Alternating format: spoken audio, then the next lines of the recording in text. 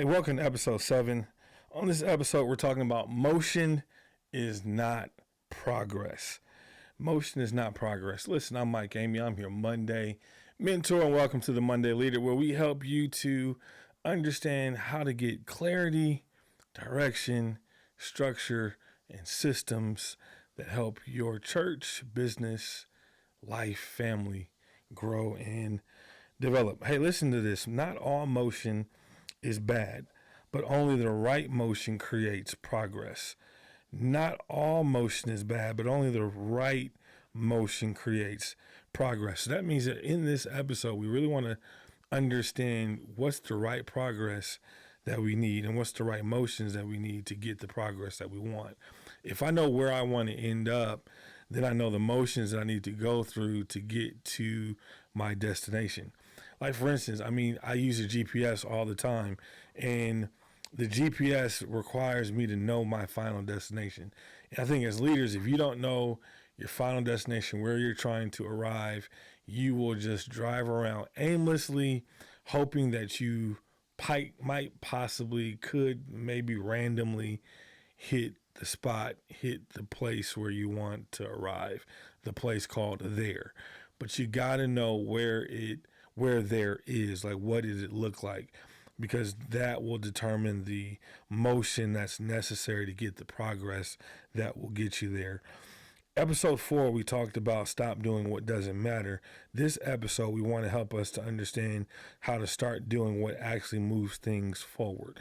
So episode 4, we were focusing on like stopping doing what actually matters. We now, episode 7, we want to start doing something. Like, we're really in this season of let's get some things done. Let's get moving. Let's get things happening in the right direction. I pray that in this episode, that if motion isn't progress, then we begin to ask this question, then what motion is? If motion isn't progress, then what motion is? We want to know what are the specific things that we need to do that will move things forward. And let me save you some years from your leadership frustration, because I've been frustrated. I have been frustrated to the highest level of frustration. I've gotten pissed to the highest level of pissivity in my leadership, and I would love to save you some years of frustration, some years of hardship, by helping you to see that some motions are mandatory if you want progress. Some motions are mandatory if you want progress. The problem isn't that you're moving. The problem is you're moving in the wrong places. And I think that's what's so key to understand, that you could have movement, but if it's the wrong moves, you're not going to have progress. I'll give you a good example. Let's just say you're on the dance floor, right? And you cutting the rug on the dance floor, and you're doing the electric slide. Come on, the electric slide. And then all of a sudden, the Cupid shuffle comes on. That's a different dance. And because that's a different dance, it requires a different movement. But if you keep doing the same movements of the electric slide, you'll look like a fool on the dance floor because everybody else is doing the Cupid shuffle, right? So you got to learn both movements, but you got to execute the right movement based off of the song that's being played. For the same thing. You got to understand the season. You got to understand the times, right? You got to understand the season and the times. So the sons of Issachar, they understood the times, right? You got to understand the times so that you can make the right moves based off of the time, right? Like, wearing your pajamas, hear me, doesn't make sense in the middle of the day to work, right? The pajamas is for when you're going to bed. That's just old school thinking. And I still believe that in a lot of cases. But you got to understand the seasons. You got to understand the time. And then when you understand that, then you make the right moves that will get you to the right places. Progress, get this, y'all, progress doesn't come from doing more things. It comes from doing the right things consistently. So let's look at that. sometimes in our leadership, we'll do tons of stuff. We talked about this in previous episodes that we'll just get busy, busy, busy, filling up the calendar, filling up the stuff, saying we're doing stuff, we're doing stuff, we're doing stuff. But progress doesn't come from doing more things. It comes from doing the right things consistently. So you got to learn to do the right stuff, the right thing consistently over time. And then you see that progress grow. You literally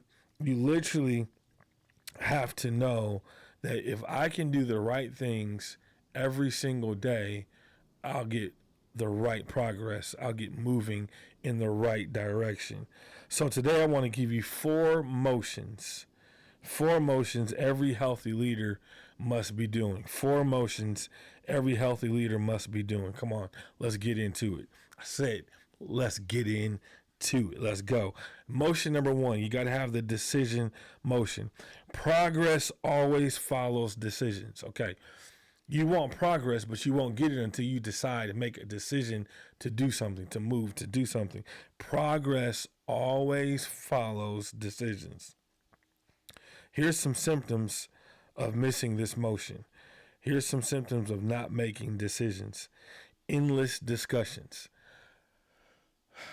I'm a leader. I've been in leadership meetings. I've been in board meetings. I've been in just all kind of meetings. And what I can't stand, and I'm pretty sure you can agree with me, endless meetings are like the one of your biggest frustration, because it's like, will we ever just make a decision? Will we ever just move on? And I remember we were in a meeting and we were talking about discipleship, and it was going in circles. I mean, I see it like this, I see it like that. Well, I see it like this, I see it like that. Well, I see it like this, I see it like that. And it was going back and forth, back and forth, back and forth, like a paddle ball match, right? The ball was just going back and forth, back and forth. And I sat there as the leader and said, this is what we're doing. That's it. That's final. Made the decision.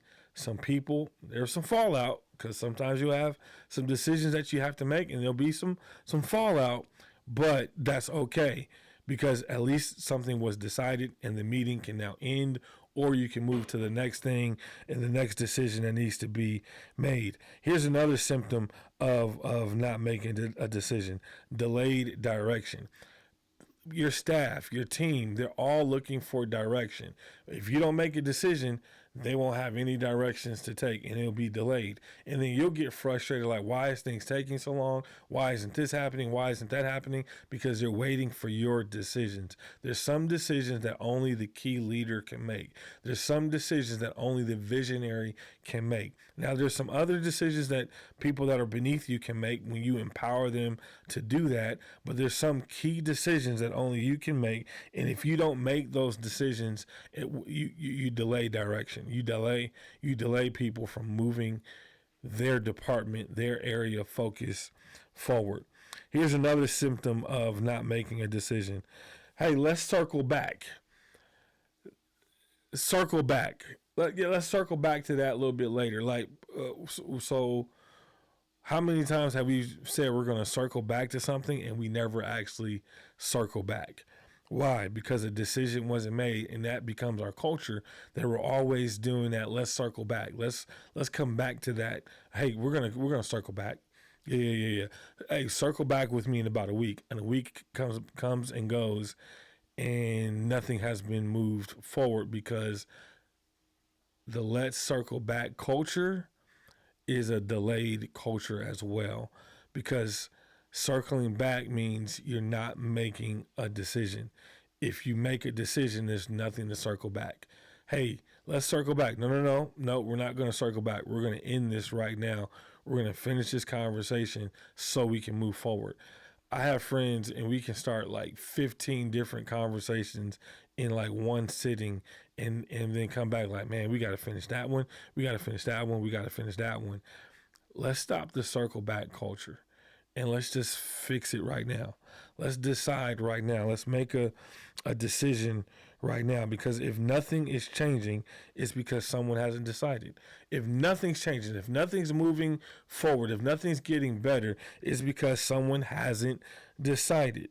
And you're just really one decision away from moving something.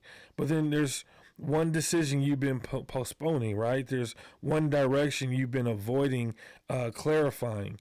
If you would learn to just clarify some decisions and direction, if you would just stop postponing that decision and just say, you know what, I've kicked the can down the road as long as I can't kick it anymore, and decide, we're making a decision, this is it.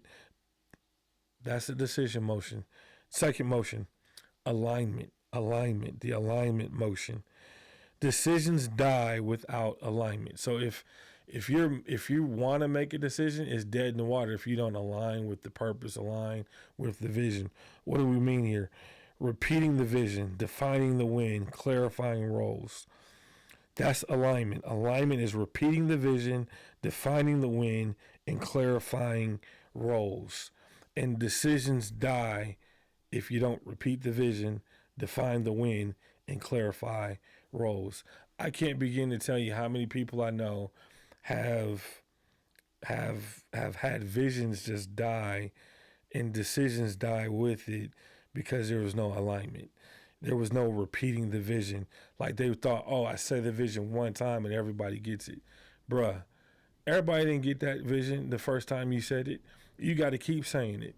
Like you gotta vomit vision. Like you gotta keep talking about it until you can't talk about it anymore. And when you can't talk about it anymore, you gotta talk about it again. Resurrect that sucker and keep talking about it.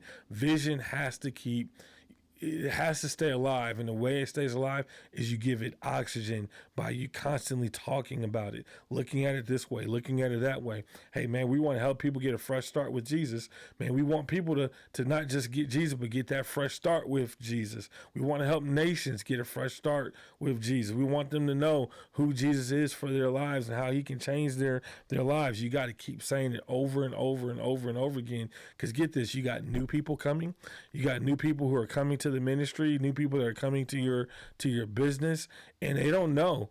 And so you can't bank on someone else telling them, although we do need to create a culture where everyone's breathing vision, right? But from the top, you have to constantly talk about vision. You can't say it enough. You can't speak enough about vision, because repeating the vision is what will cause you to also make decisions, because you're in alignment. The next one, defining the win. A lot of people say, I just want to be successful. What does that look like? I remember when I was dating my wife and we were engaged actually, and we had kept postponing the wedding and different things and not setting a date. And someone asked me like, what's up? Why can't you set the date? Man, I need to be making a certain amount of money. I need to have a certain amount of money. And they were like, well, how much money is enough money for you to say, let's set a date? And basically what that person was trying to ask me was how long will it take for you to get the amount of money that you think you need to set the date, to make the decision? Basically, you're kicking that can down the road because there's going to never be an amount of money that will make you make that decision. You're just going to have to make that decision, because goalposts in that realm are constantly being pushed down, because you're not clarifying and defining what a win looks like. What does the victory look like? Oh man, we just want to have great worship services. What does that look like? Okay, define the win. People were worshiping from the front to the back, from the front of the sanctuary to the back of the sanctuary. Everyone had their hands lifted, engaged in worship. That's a win. People came to the altar to worship. That's a win. People came to the altar for the altar call to be saved, to get their fresh start with Jesus. See what I did there? I threw the vision in there. Like people were doing that, right? People were giving. People were excited, right? The word went forth and people were yelling and talking back to me. That's a win. Like you clarified it.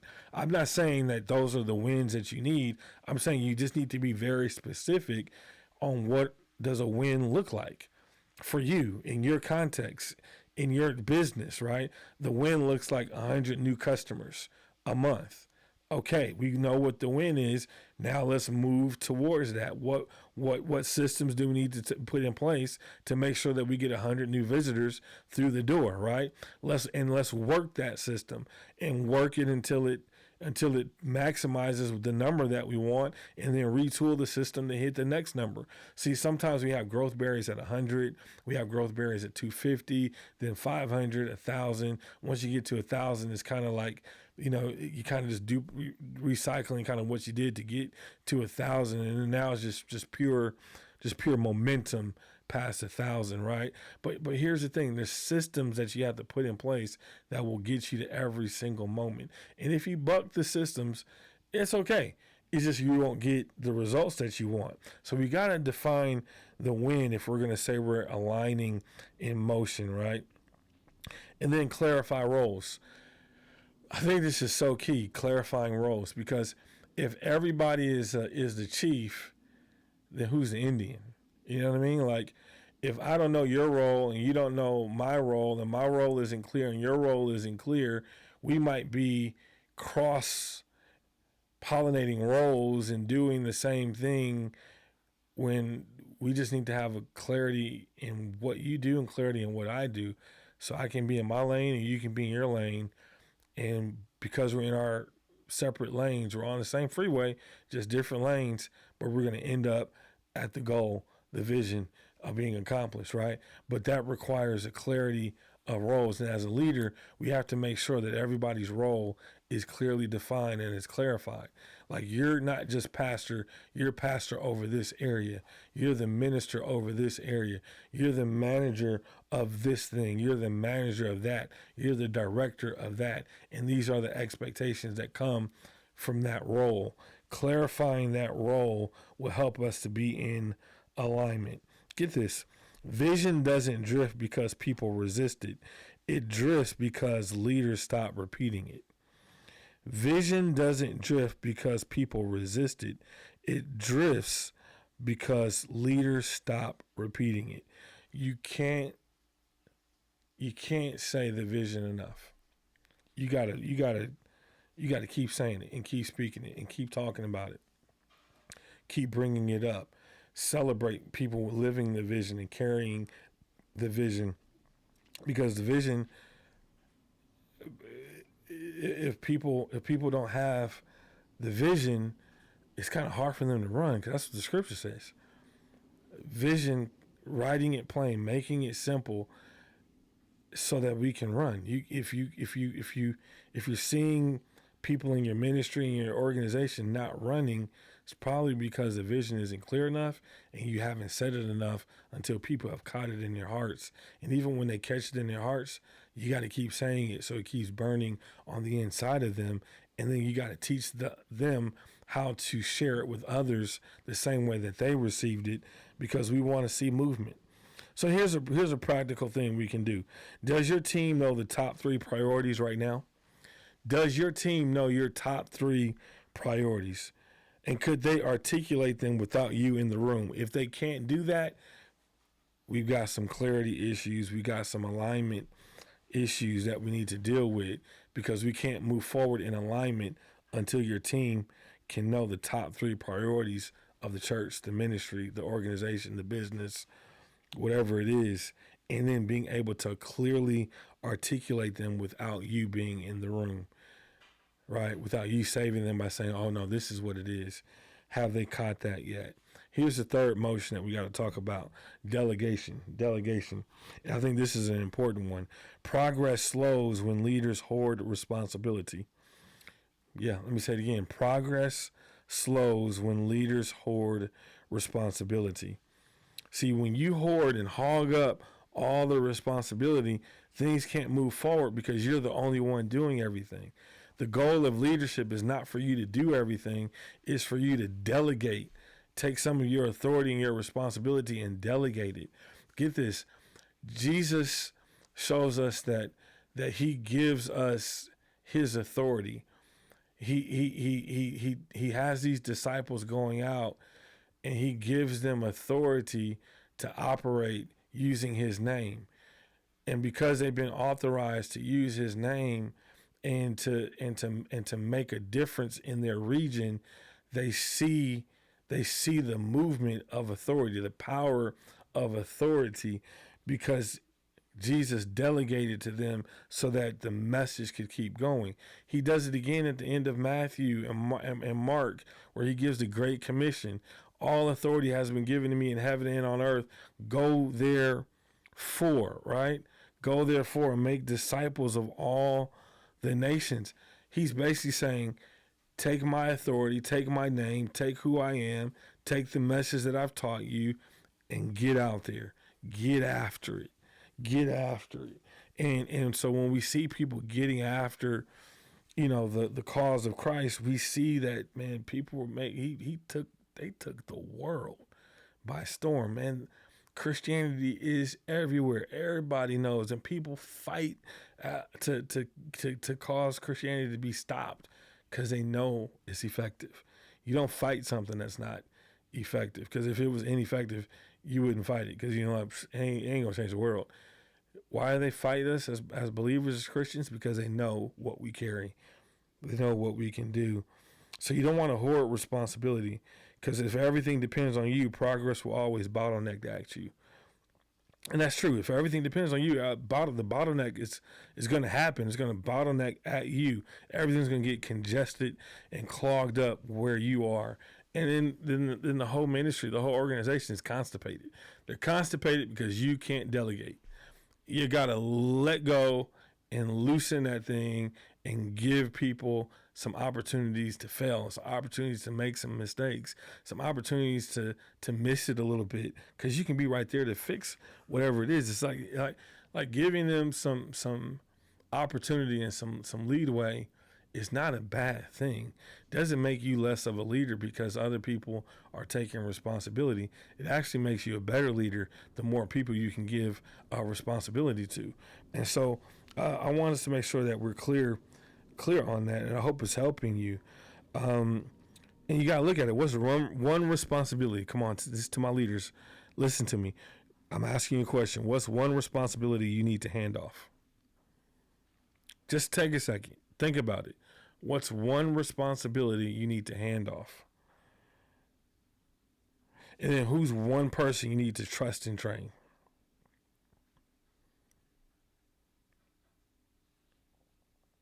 Who's one person you need to trust and train?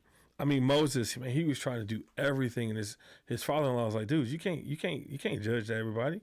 You need to set up some other people, man. You need to delegate this thing. Then they set up different judges to carry out some of the weight of responsibility that he had, because he was going to burn out, right?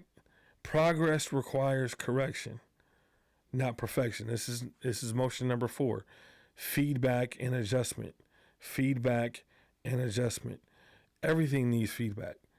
You just can't, start and then hope that everything's going well. You need feedback. You need to know, is this working well? Is there some things I need to change, some things that I need to shift? Get this. Progress requires correction, not perfection. You constantly need to be looking at the system and saying, what corrections do I need to make? How can this be better? What's missing? What's confusing? So that you can make corrections mid-course. You're not waiting to get to the end and make changes and then start again. No, while you're walking this thing out, it's okay to make some corrections. It's okay to make some adjustments, because healthy leaders don't wait for quarterly reviews.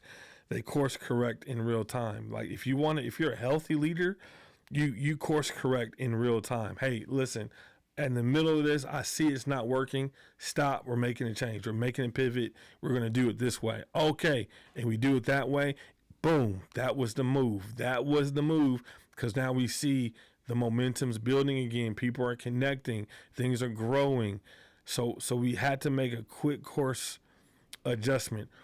It's not to say you do that with everything, but I think there's some times where you just need to make some mid-course corrections. I'm not saying you just abandon all the time, abandon stuff in the middle all the time. But I think as a healthy leader, you can see when something's not working. You know what I mean? Like you can see when something's not being executed well, and we need to make a pivot. Like there's just certain things you can see it, and you're like, man, I'm not going to let this keep going on, and then we waste 90 days. No, we're going to make a mid-course correction right now. Then there's times where you're in something, you're like, okay, it's working. It's working. I just need to give it just like 1 or 2 more days to see how that thing moves. And then I'm glad I gave you 2 days because we see it taking off. You, as a leader, you learn to weigh those opportunities and make sure the course correction is proper. So if we were looking at this practically, then we have to ask these questions. And see, I love asking questions because that causes you to think and gives you some opportunities to get more clarity on something. What's working that needs strengthening? You got to take your organization, you got to sit down, you got to pull that thing apart and actually ask it, what's working that needs strengthening? If you can identify some things that are working, put some strength in that, add some more dollars behind that, add some more effort behind that, maybe add a few more staff members behind that because it's working well, right? And then what's not working that needs adjusting or stopping? Because there's some things that you need to stop, and then there's some things that just need to be adjusted. And that might mean that you need to move a new staff member in because that person is just not graced for that. They're not gifted for that. And you want to keep them there because you promised it to them, or, you just feel like they should be there. But if they're not graced for it, they're just not graced for it. You know what I mean? Like you think things are going to work out eventually, and it's like, man, they just never could get there. And I've seen that in my own ministry, just the people I had in place. And I was like, man, they're just not the right fit for this area. I'm moving them. And I moved them to another area, and they worked beautifully. It worked out perfectly. It was like, man, this is what you're graced to do. I should have put you there in the first place, right? So so then if we're really practical and really shifting this thing, you start asking, which of these motions am I avoiding? Not am I busy, but which motion am I avoiding? Am I deciding? Am I aligning? Am I delegating? Am I adjusting? If you're not, let's start doing it, right? Like, let's just start doing it. Oh, don't put it off and say, oh, I'll start this next month. No, you're on the podcast now. Make a note. Say we're going to start doing this on today because, it's Monday. Mondays is about action. Monday is about alignment. Monday is about getting clear and getting clear fast, right? So you're going to pick one motion this week and execute it. You're going to pick one of the motions that we talked about and you're going to execute it. So you're either going to make a decision this week, you're going to clarify some direction this week, you're going to delegate a task this week, or you're going to adjust the system this week. Why? Because progress doesn't come from awareness, it comes from execution. Great, you're aware. Let's execute. Like, you know what I mean? Like the Monday leader has to begin to execute some things. Like, it's great that we learned and we've developed and, we have identified the tension in certain areas. Now it's time to start executing the business, executing the job at hand. If this has given you practical clarity that you can actually use, do me a favor and subscribe on YouTube. Because every Monday, this channel exists to help leaders move from motion to momentum. And turn on the notifications so you don't miss the next episode because we're building this thing piece by piece. And maybe even send this to a leader that might need to understand how they can work hard and get some better results. Not work hard and not see any results at all. This is the Monday Leader. Less noise, more movement. That matters.